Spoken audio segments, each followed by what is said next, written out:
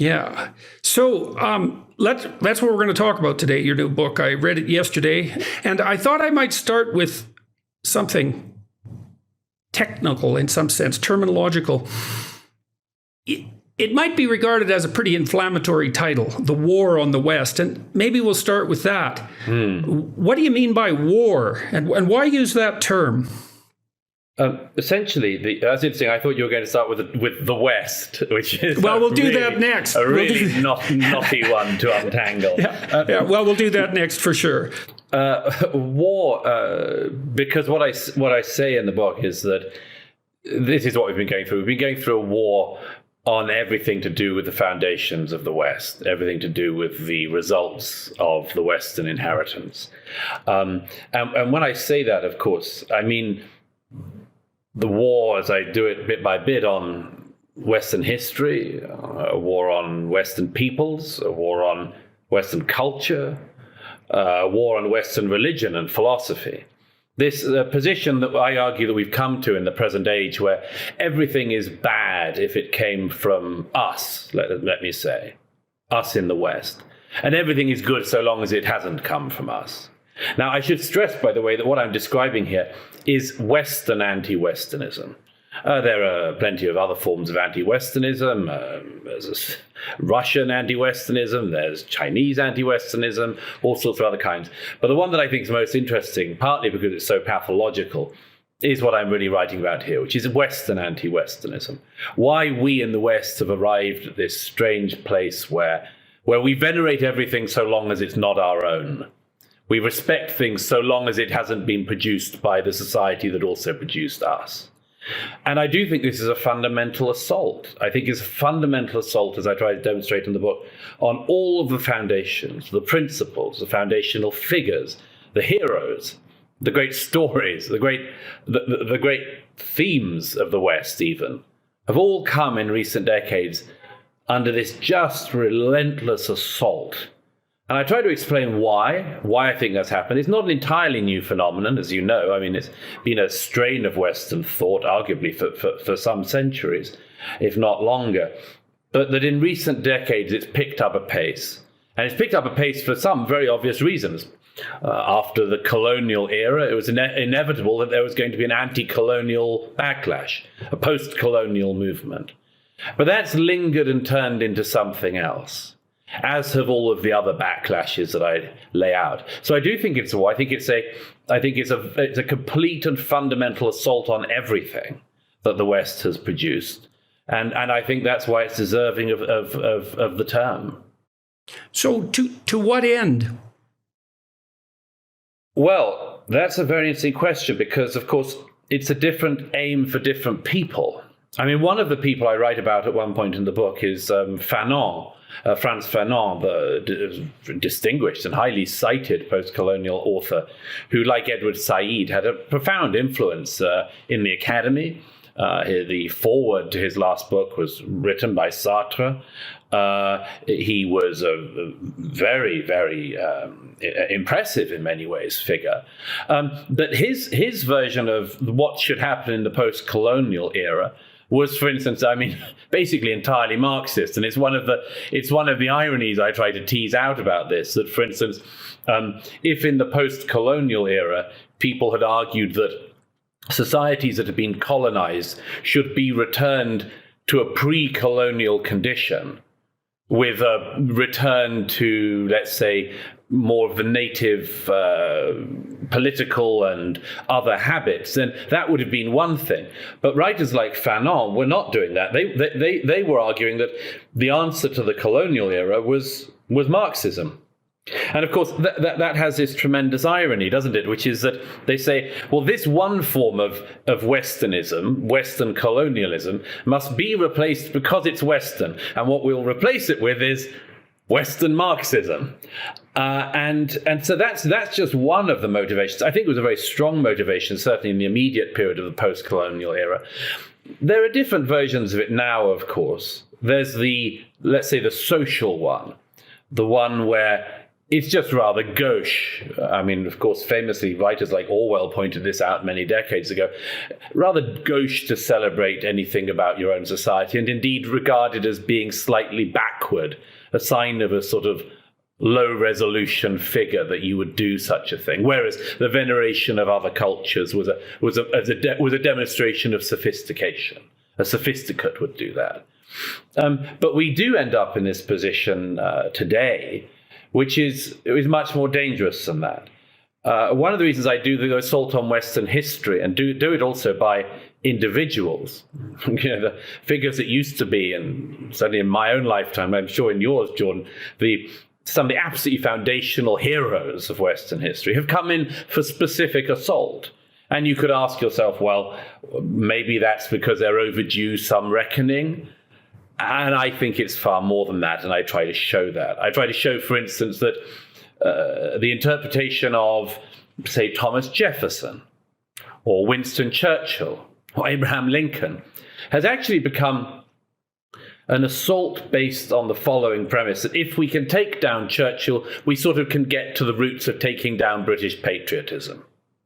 If we assault Abraham Lincoln, we've essentially not, and Thomas Jefferson, we've not just assaulted them, we've actually assaulted something that is the absolute root of the American ideal, the heroic story, the heroic figure.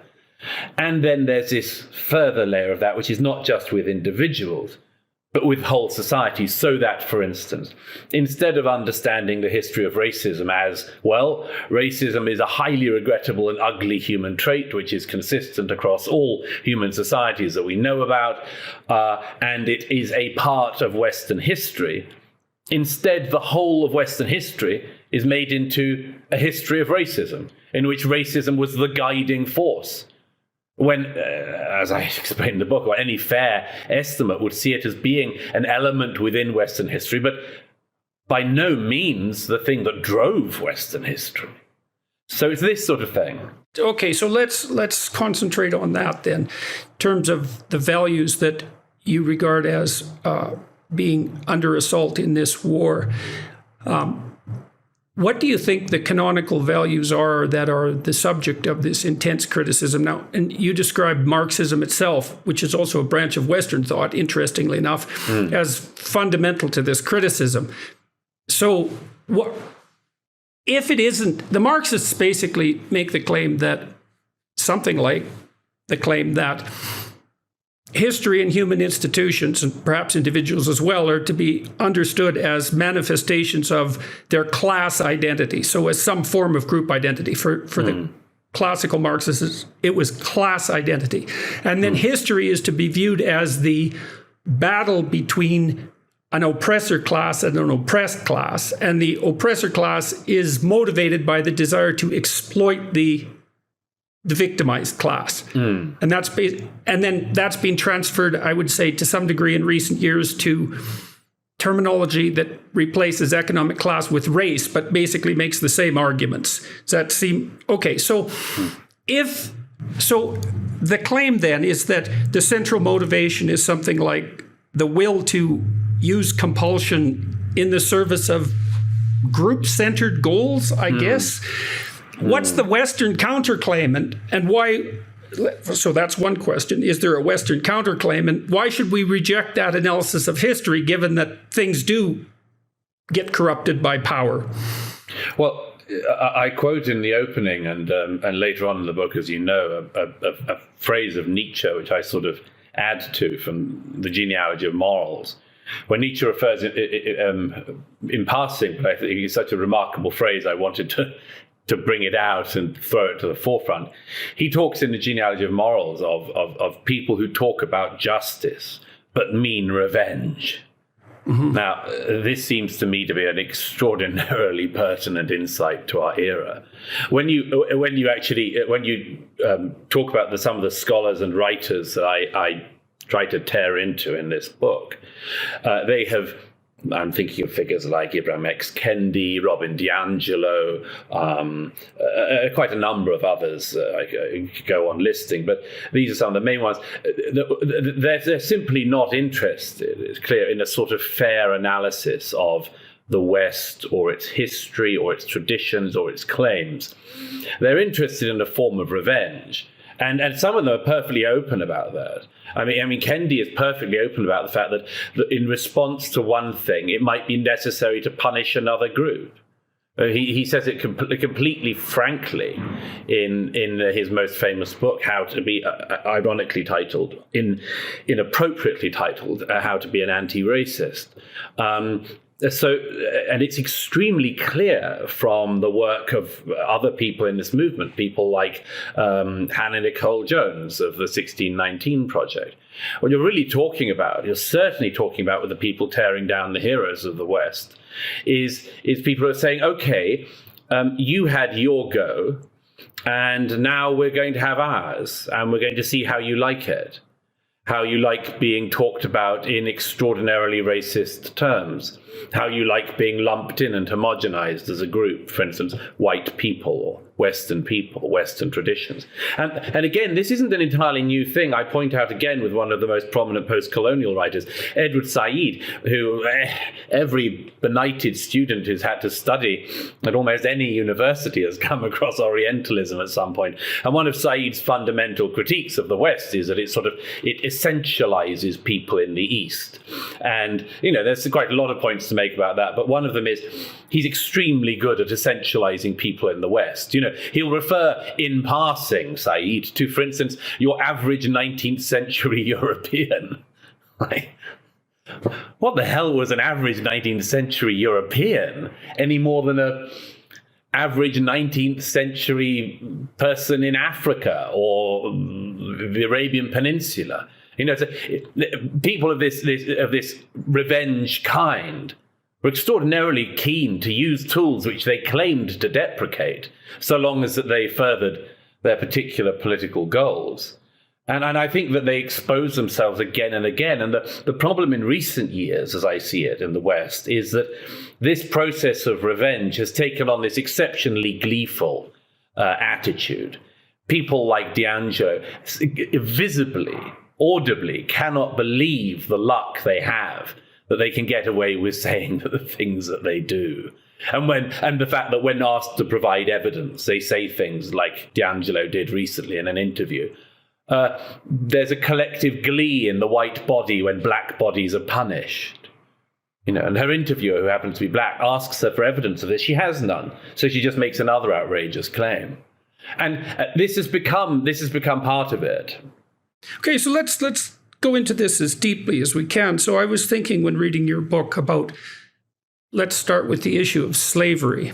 And it's certainly the case that the people that you're describing and the intellectual and Marxist influenced types who criticize the more traditional institutions of the West accept it as a given that slavery is wrong. And so you could imagine there might be two reasons for that. One reason would be one group should not have the upper hand over another, or at least if you're the group that's in the oppressed class, you might not want that to be the case. And the other argument is there's something intrinsically wrong with slavery as such, but at the individual level. And so I guess one of the things that struck me is that unless you believe the second, you're just trying to swap one form of slavery for another, and it isn't also clear why it's wrong. And slavery is wrong if you believe that the individual should be sovereign, able to make choices, able to make free and unconstrained choices that aren't subject to the arbitrary will of another. But to believe that, you have to believe that there is such a thing as the individual. That's the right unit of analysis. And that the idea that that individual is valuable and sovereign in some fundamental sense is true. And then when I think that, I think there isn't anywhere in the world where that idea has been expressed more clearly than in the West. And so it's so interesting to see people object to slavery and object to the use of arbitrary power by one group over another. but also to reject wholesale the individualism, the notion of individual value that's at the heart of the Western enterprise, that seems to be the basis for the rejection of slavery per se. You do point out, for example, that it wasn't obvious that Karl Marx objected to slavery on moral grounds. So it seems too obvious to even be asked, why is slavery wrong? But when everything obvious is up for grabs, then it's perfectly reasonable to ask that. And so part of the problem with setting the group against the individual is that you see that the people who do that seem to invalidate their own moral claim that what they're opposing is wrong. Like, on what basis is it wrong? And does that seem like a reasonable position to you? Yes, and I mean, well, one of the most fascinating things about this, I go into in the section on slavery in the book, is that, of course, historically speaking, it would have been highly unusual to be opposed to slavery in almost any era. And there were lots of reasons for that. I mean, you first of all have one of the questions, as you know, that I delve into at one point in the book is, why are the Enlightenment philosophers under particular attack at the moment?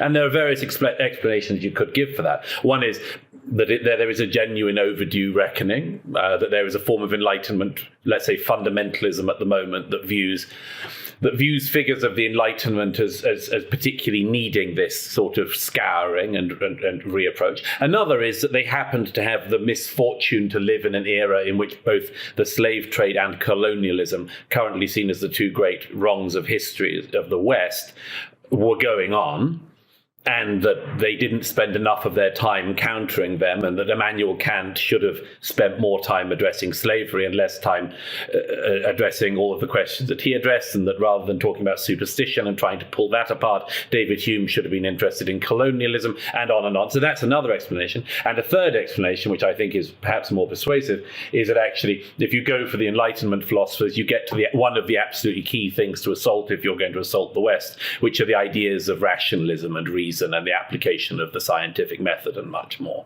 But the reason I mention this is because, of course, what's so fascinating is that there are two aspects of the slavery thing in particular that need to be delved into. One is that thing of, well, everybody did it throughout history. And there's a counter which Kendi, among others, do, which is, well, Western slavery was worse because it was race-based. And by the way, that's absolute nonsense. I mean, countless societies had effectively race-based slavery, and indeed it's going on today in the Middle East and in Africa. But there was a specific reason, actually, why during the Enlightenment period, and I cite Thomas Jefferson on this because he's a very interesting figure, trying to think this through as they were going through it. One of the reasons why Thomas Jefferson is so interesting is because he is one of the most thoughtful people of his era, was still not aware of whether or not there was an answer or which way the answer went to what was still a live conversation then, which was the monogenesis and polygenesis argument. That was the argument over whether or not all the human races were from the same stock, as it were, or whether we were all from different lines. That debate seems obvious to us now because it got answered later in the 19th century. It wasn't obvious at that time, and people like Jefferson were trying to do what they could with it. So there was one version of the defense of slavery, which was, well, these are all totally different people. But then, of course, you have to counter that with the fact that, and again, Voltaire made this point, what is the greater evil?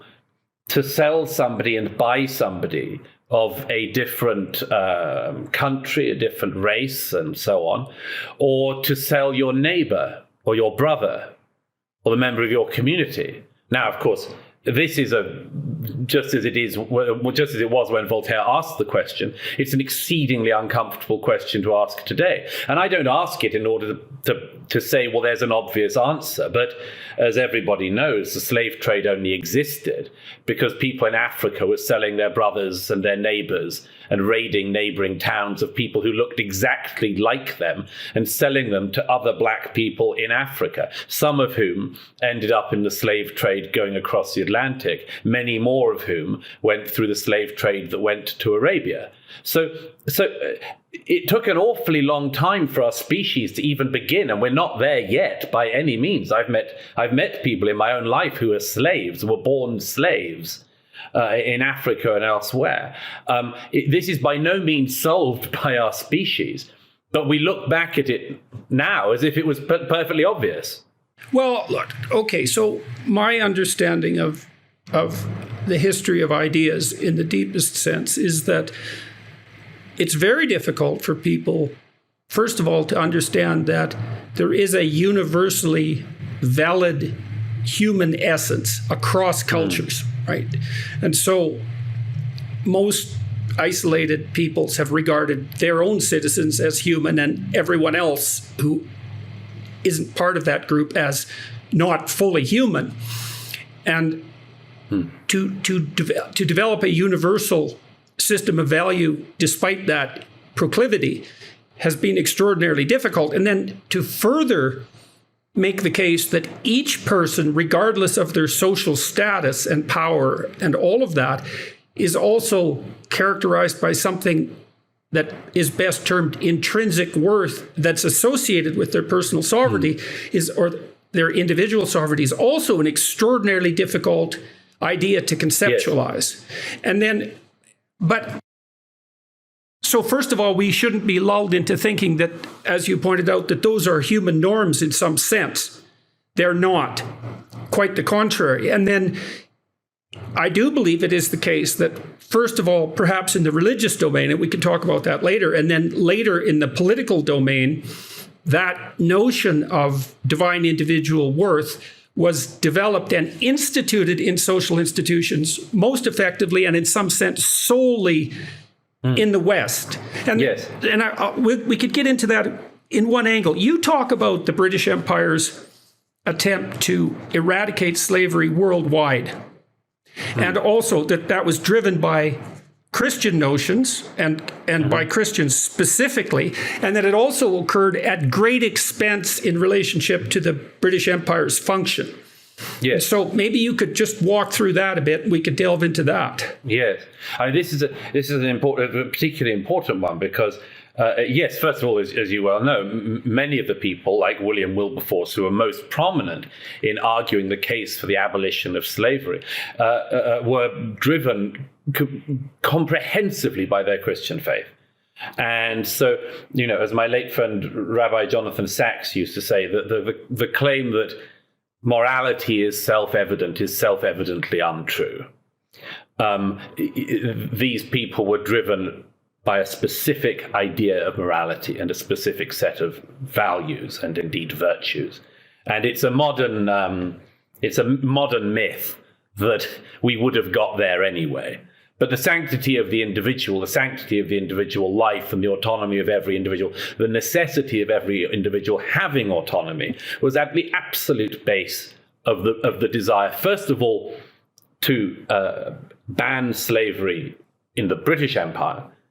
And then, and it was maybe people would say, well, you would say that, wouldn't you, Douglas, having been born and brought up in the UK, but a pretty remarkable thing that the British Empire then decided to spend a considerable amount of blood and treasure policing the high seas in order to stop slavery elsewhere.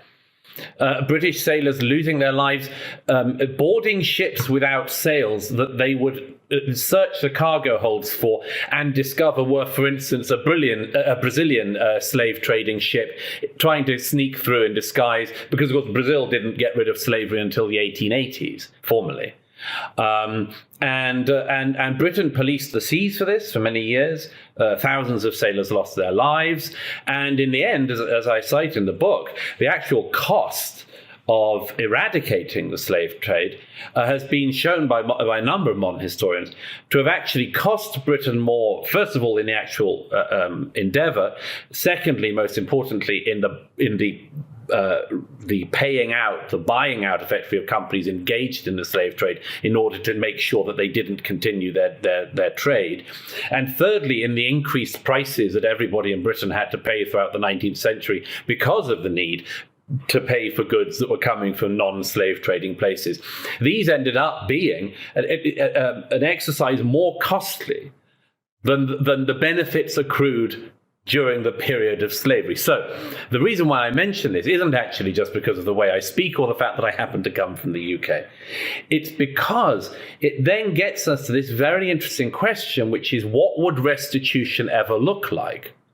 And what I notice, and what I, as you know, Jordan, in a number of times in the book go into, is this question of reparations, as it's currently called.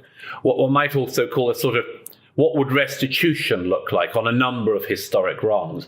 And I've been very struck in the last 2 decades in particular by the fact that we have people, and again, Nietzsche puts his finger on it with uncanny precision.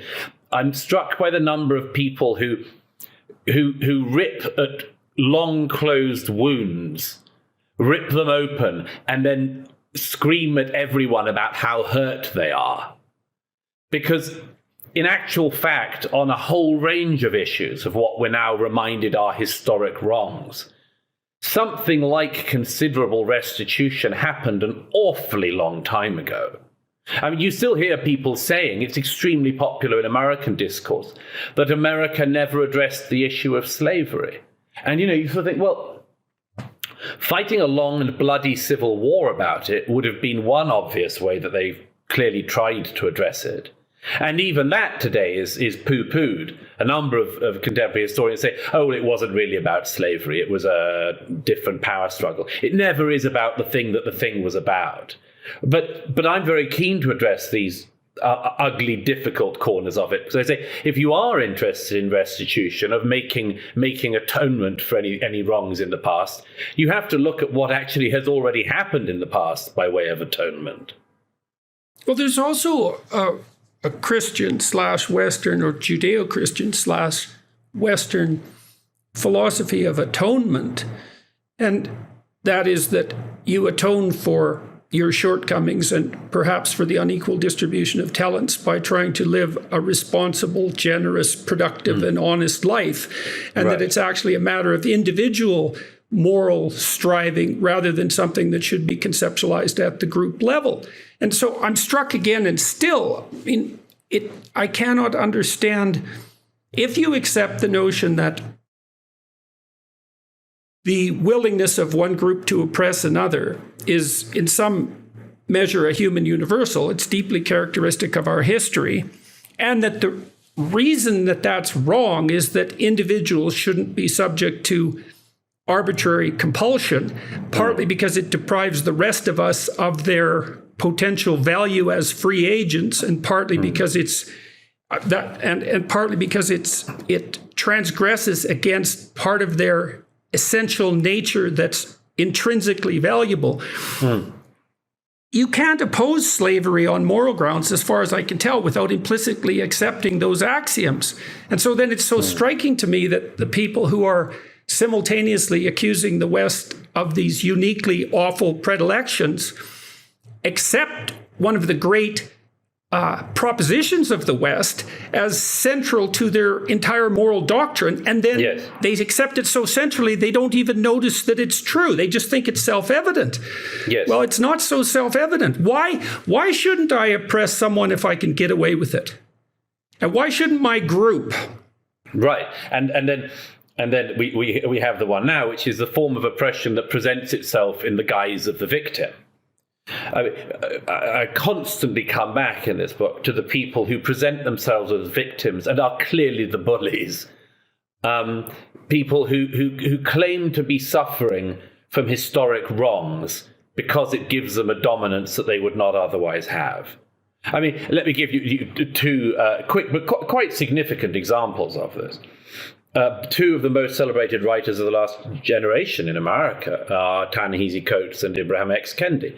Both of them have been recipients of MacArthur Genius Awards. Kendi is now the only holder, apart from the late Elie Wiesel, of the late Nobel Prize winner and Holocaust survivor, of one of the most prestigious chairs in an American Ivy League university. Both of them have written memoirs that have been bestsellers and are highly feted and cited everywhere. And both of them have an origin story of racism that is absolutely risible. In the case of Coates, he describes a moment in one of his memoirs of getting into an elevator with his young child, and a white woman gets into the elevator, and he says behaves dismissively towards the child. And Coates describes how he wants to sort of fling this woman against the wall and sort of throttle her for this act of racism. And at no point suggests that actually it's possible that the woman was having a bad day and it didn't matter who the child was, or that she was partially sighted or anything. There's sort of the immediate assumption is this is racism. We suffered it, and we suffered it so appallingly, I'm going to get a chapter of my book out of it. And Ibram X. Kendi's origin story of racism is equally visible, and it's that when he was at primary school in the US, as a child, on one occasion, a teacher in the classroom called on a white girl when a quiet black girl in the class also had her hand up and wasn't called upon. And Kendi gets an entire chapter out of this. And my suggestion on these cases is these people are presenting extremely minimal stories, risibly small stories of, I don't deny that racism exists in some forms today in America, as in all societies, but they present these risibly small examples of racism in order to present themselves as a victim and then present themselves also as the judge and jury over everybody else currently alive. It's also very different to say that institutions are corrupted or tempted by the willingness to use power, or the motivation to use power, and that one of the manifestations of that is various form of arbitrary oppression, and to claim that that's the central guiding principle of the institutions and the societies. And that also begs the question, well, if you criticize the West, let's say, for its grounding in willingness to use arbitrary power and compulsion, what do you propose as an alternative? And why do you believe that alternative exists? I mean, does the alternative only exist outside of the Western structure somehow? What's there except power? It's only power. It's only power, and power in this era, as you know, Jordan, comes through the claim of oppression. That power is best exerted in our era, first of all, by claiming that the person has been a victim of oppression. And secondly, by wielding that alleged oppression, sometimes true oppression, but by wielding it as a tool to beat others. So that, for instance... It's also interesting that the only reason that works, let's say I claim moral virtue because I'm an anti-racist rather than a non-racist. Well, why does that work for me? Why do I have a platform? Why do I have any authority? Because our era cares about racism. Only because our era doesn't like racism.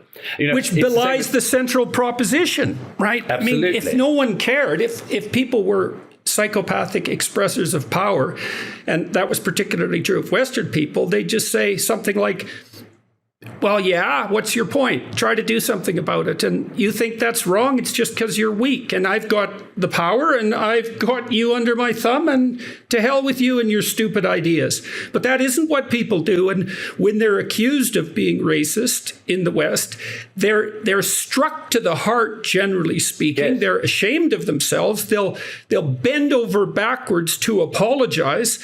They scour their conscience to see if they can find any example of where they might not have abided by the principle of divine sovereignty somehow, and make obeisances in every possible direction.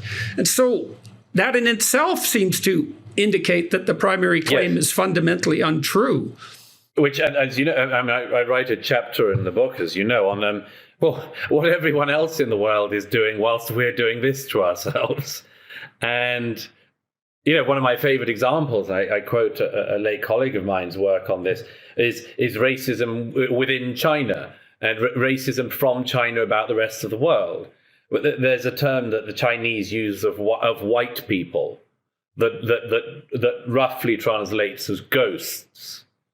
The idea being that, I think it's Hui, and the idea is, of course, is that white people aren't really human.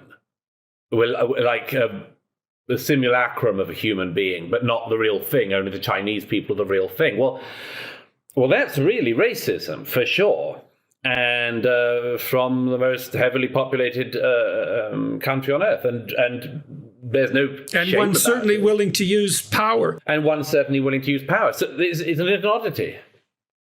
So it looks to me, for example, I've tried to make this case that the central animating spirit of the West is something like the spirit of voluntary association, the spirit of voluntary cooperation, uncompelled choice, recognition of universal human dignity. Now, we all fall short of acting that out and instilling it in our institutions, and I see that as a reflection of that deeper theological claim that we discussed earlier, that each individual is in some sense of divine worth intrinsically and should be treated as intrinsically worthwhile as a consequence. And that out of that, as far as I'm concerned, emerges the entire tradition of natural rights, and they're a delineation of the notion of that intrinsic worth. That's not the expression of the will to power. It's the precise opposite of that. And so, yes. Why are we so loath to give ourselves credit for the emergence of that idea and our attempts to abide by it? Why are we so prone to guilt in this regard? Firstly, we would go back to that thing that it's regarded as being somewhat gauche and backward and unsophisticated to take such an attitude. And the second is and there are many other reasons, but a second is the completely misinformed idea, and this comes from America in particular, I'm afraid. It's what America has been pumping around the world in recent decades. The idea that what is bad in the West is uniquely bad, and that comes from a complete and wholesale ignorance, not just of history in the rest of the world, but the rest of the world now. I mean, a total, startling lack of context. I mean, if anything ever suffered from context collapse in our era, it is everything to do with the West. So that it is seen as... There's another element that... Sorry, there's another element that seems to me to be worthy of note, too. We're tortured for our moral insufficiency because of the existence of demonstrable inequality. And the call for equity is part of the clarion call for the people who are conducting, let's call it, the war on the West.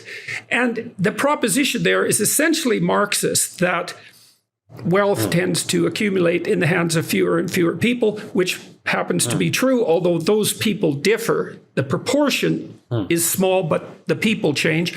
But what's so faulty about that, in my estimation, isn't the claim that inequality exists, or even the claim that there are negative aspects of that might need to be addressed, but the notion that is somehow unique to the social institutions and the economic institutions of the West. Yes. And I hate that most particularly because I think it underestimates the problem. You cannot blame inequality on capitalism. No, it's foolish. Absolutely. I mean, let's take the other options on the table. The remaining flotsam and jetsam of the Cold War. Let's say you can say Putin's Russia.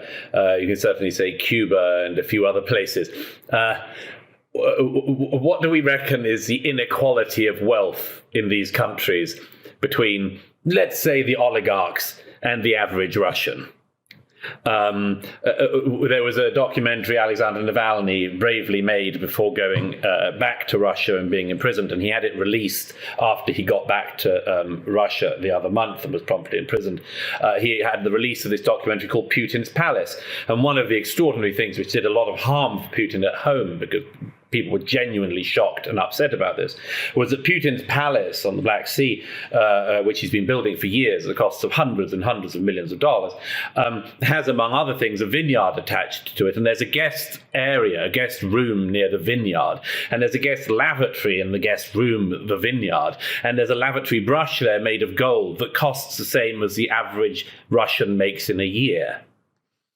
So there's just one example of inequality in Russia. We could do the same thing for Cuba. Let's look at all of the other examples. Look about North at the Korea? post-colonial. Look at North Korea. I've seen myself in a country which I visited many years ago, but in a country where the general population starved by the millions in the 1990s, and the military elites were able to get hold on the black market of blue label Johnny Walker, one of the most expensive whiskies on the planet. Take any of the, because everyone talks about the post-colonial, I mean, of course, there's post-colonial societies that haven't gone well. There have been post-colonial societies that have gone very well, like Singapore in terms of productivity. You could say that Hong Kong, until very recently, the same thing. But let's talk about the post-colonial societies that didn't go well. Zimbabwe, for instance. What was the wealth inequality in Zimbabwe between the wealth of Mrs. Mugabe, say, and the average Zimbabwean? The average life expectancy in Zimbabwe during Robert Mugabe's reign halved. He's one of the very few leaders in the world where life expectancy actually declined faster than people were living. People were on a treadmill that was getting shorter and shorter with every step. Well, what was wealth inequality like there? What's wealth inequality like in Angola these days? I mean, go anywhere. And it is so obscene to present this as you say, as some kind of phenomenon of Western capitalism. As though any other system around could be better. And to present it as some sort of rigorous theory. So all economic systems produce inequality. It seems to be the reflection of a deep underlying law that we don't understand that well, about how advantage tends to accrue as you accrue advantage, and disadvantage tends to accrue as you accrue disadvantage. Positive feedback loops of some sort. Yes. All economic systems result in inequality, and different societies have evolved different mechanisms to deal with that. But the only system that we know of that's also produced inequality, but also produced the cessation of absolute privation, are free market systems. And China didn't manage that till they instituted free market systems. And free market systems work because sovereign individuals exercise choice over not only purchase, but also employment. And so people in the West are guilty about inequality and liable to rake themselves over the coals when its existence is pointed out, but it's partly because they don't understand how pernicious the problem really is, and they don't take credit for the fact that free markets have stopped people from starving. You know, it's only 8% of people now live below the UN line for absolute poverty, compared to 40% in Ronald Reagan's time. That's only 40 years. 40 years. And you go back to that phenomenon that, again, I don't think there's any evidence that in modern China, the people involved with the Politburo and the people who've done terribly well out of the last 20 years, particularly since China entered the WTO, I don't think there's any evidence of significant fears about inequality between the Chinese elite and the average person. There is something very specific about the Western worry about inequality, which, again, like the worry about slavery, like the worry about guilt and historical guilt, is a product of a thing that ought to be recognized as being a good part of the machine. If the machine was so pernicious, we wouldn't care about inequality. We would simply say, as I'm afraid... Or we'd celebrate it even more, which is a perfectly easy thing to do, which is, well, if I have more, it's because I'm better, and the evidence that I'm better is clearly that I have more. And what's your evidence for the contrary claim? Well, people have intrinsic worth. It's like...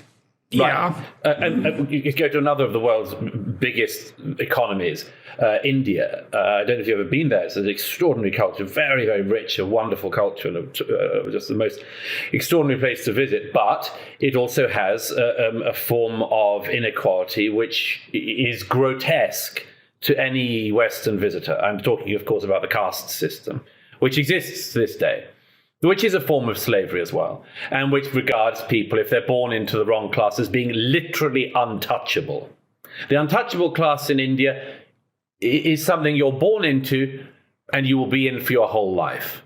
Now, is that inequality? Oh, yes. Is it systemic? Hell yes. Is much being done about it? Not really. People take a sort of view that, well, there's an old joke about Princess Margaret once hearing somebody refer to an extraordinarily grand English country house, and the person says, imagine this coming as just an accident of birth, and Princess Margaret saying, birth is no accident. But actually that view, whether it was correctly attributed to her or not, is regarded by us as being laughable and risible. It's not being regarded as being laughable or at all risible in one of the most important societies in the world today, India. And historically, that certainly wasn't regarded as laughable in any sense. The notion that you didn't have divine value in some sense, or ultimate value as a consequence of your birth, that was an extraordinarily difficult idea to supplant, uproot, and transform, because that also seemed in some real sense self-evident. And the evidence was your success. And I'm afraid here we also get to what I regard as being one of the hardest to discuss but most necessary to identify aspects of what I'm trying to tackle in this book, which is what I go straight on to in the first chapter, which is what I regard as being and describe as a now outright war on white people. Now, of course, this is very difficult to talk about because people say, first of all, you're guilty of self-pity of some kind, or boo-hoo, poor you. But as I show, I think in some remorseless detail in that chapter, if you wanted for some reason to attack Africa, or everyone from North Africa downwards, you would at some point, if you were to be driven by such an animus, you would be attacking black people. If you decided to turn on everything to do with Chinese culture, at some point you would be attacking Chinese people. And so it is in the case of the West, that since historically the West has been predominantly populated, not entirely, but predominantly populated by white people, the assault on the West has to include, and now does include, an extraordinarily ugly and increasingly ugly assault on white people, whereby in societies which quite rightly abhor racism, the only group of people against whom racism is completely acceptable has become white people. And this is, to my mind, one of the great unsayables but necessary to address issues of our time, because it seems to me that this can't go on much longer. It's an extraordinarily dangerous game that's being played, and one with such negative consequences, not least the consequences of likely backlash, that it has to be had out in the open. At the point at which you are deciding people's futures in the workplace based on whether they're white or not, and that being white means you're marked down, that application to schools and universities involves you being marked down if you're white, that access to medical care, as I give examples of in the book, that you will be deprived of it if you happen to be white in certain jurisdictions. And this, and very much more, is absolute poison in our societies. And I think is one of the things that has to be addressed. If we really don't like racism, we have to tackle the rise of this new racism, which has become totally acceptable and everyday. Well, to identify Western ideas, let's say, as somehow white, means that you, to the degree that those ideas have a universal value, which might even be the universal value, say, of making the case that slavery is wrong, you have to deny them to other people who aren't of that race, right? You contaminate them irretrievably. I've seen attempts, for example, to make the case that the emphasis on logic and excellence is somehow white, and that to accept those values as paramount means that you've just fallen under the sway of a certain kind of racism. And to the degree that that's faulty in its essence, I mean, if a thing is worth doing, then by definition, it's worth doing well. And if nothing is worth doing, then we don't do anything and there's nothing to talk about. And so the notion that excellence is somehow associated with a given race or a racial view is preposterous and demoralizing. And also something that's greatly detrimental, at least in principle, to the very people that are supposed to be helped by such doctrines. Well, yes, it's possible that the whiteness, that the assault on white people, as it were, has become tied up as part of the assault on the Western, let's say the Western legacy. And that what is happening is a desire to enact that revenge I referred to earlier, and a desire to take apart what some of us thought was actually an ideal, which is the ideal that the Western tradition is not actually the preserve of white people, but is a universal inheritance. And I say this repeatedly in the book. This is one way of looking at it, is to say one of the interesting things about so-called, a phrase I don't like to use, but let's say white culture, Western culture. One of the remarkable things about it has been, yes, in its negative forms, it has attempted to force itself upon people. In its positive forms, it invites anyone who wants to be part of it to share in it, which is, again, not the case with other cultures. There is no way, even in, let's say, in the political systems of any other country, outside of the West, if you were to migrate there from a Western country, you would not be able to work your way up to the prime ministership, presidency, or even the cabinet of most other countries in the world, if you were an outsider. The West is specifically in our era, exceptionally open and believes that its own inheritance, its own traditions, its own political order, its institutions, not just should be open, but have to be open to anybody who wants to be a part of them. So that's, and that ideal is one of the ones that in the name of anti-racism is being taken apart in our time. She's saying, no, these things only belong to the white people.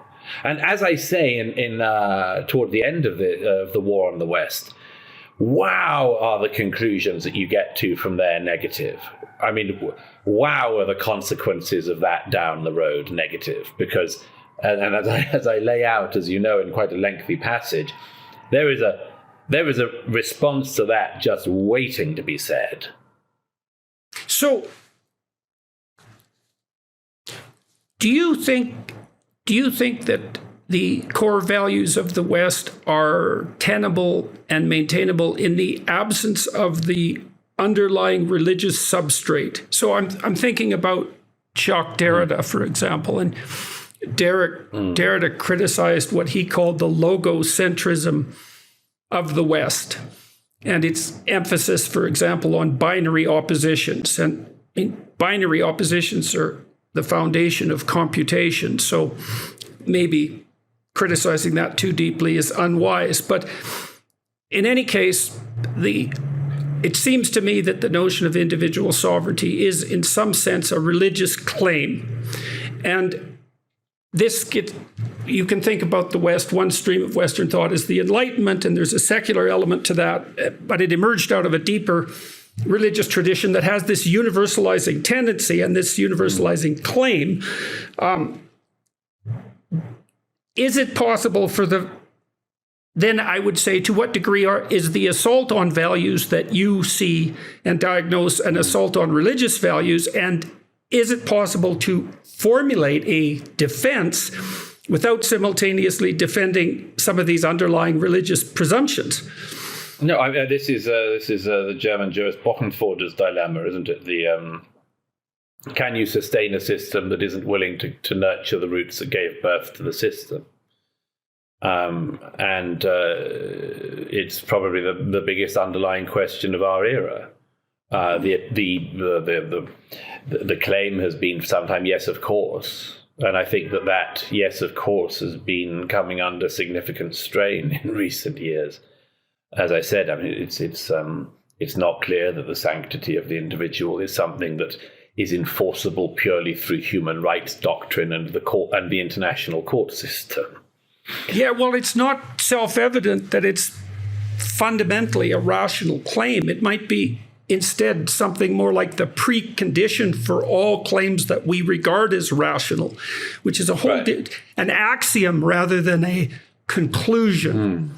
And axioms have to be accepted on faith by definition, right? If you define faith as operation within the system that the axioms give rise to.